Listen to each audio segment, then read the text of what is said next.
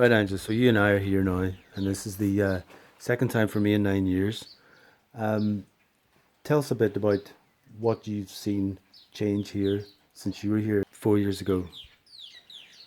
So, I mean, especially that we've come this time Yeah. when we've had rains over the last few days, what you really notice when we were flying over here as well as driving round the compound is how much greener it is.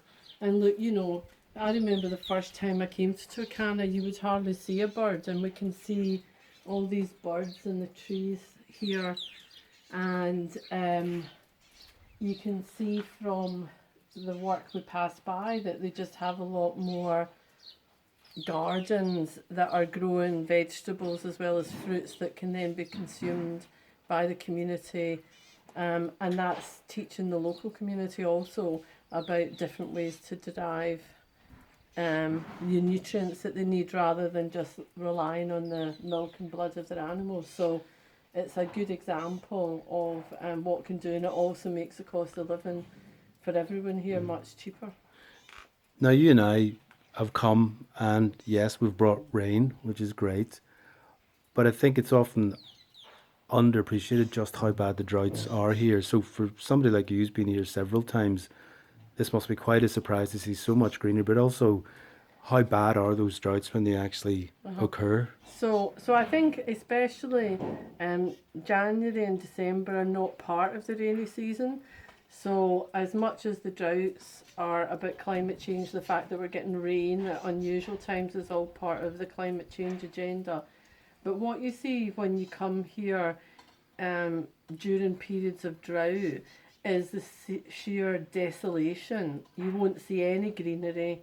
You won't see although in some of the mission areas where they're growing food, they'll be able to use the drip irrigation system. For the local people, the earth pan dams are dry, so they've no water for their animals. And as their animals get thinner, then they'll be producing less milk.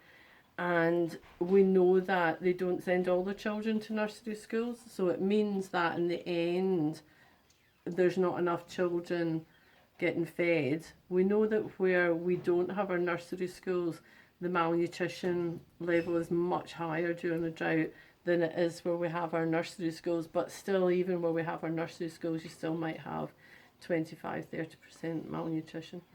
So it does make a difference. I mean, what Turkana needs is to have the rains at least a couple of times a year and allow the dams to fill up so that they've got water for their animals.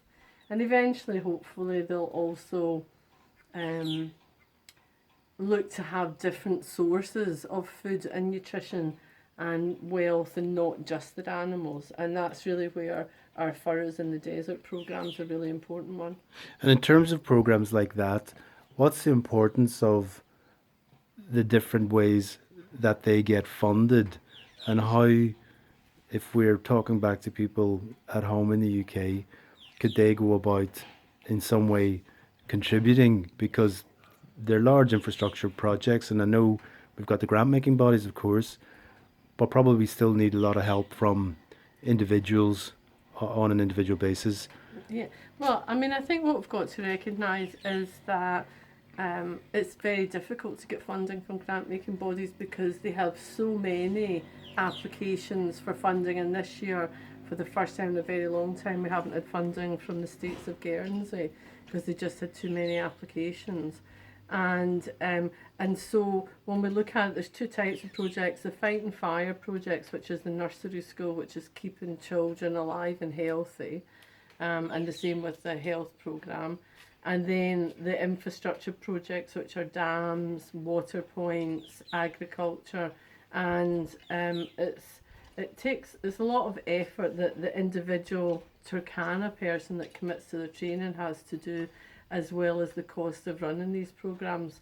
And I think it's just continually a struggle to find funding. So we really want the message to be that every small amount of money can make a difference. So £5 will keep a child at nursery school for a month. And we're now also encouraging the nursery schools to buy produce from those that are beginning to grow various crops. so that has two things. One, provides an income to the person who's chosen to start doing some small farming, and secondly, provides a better range of nutrition for the children.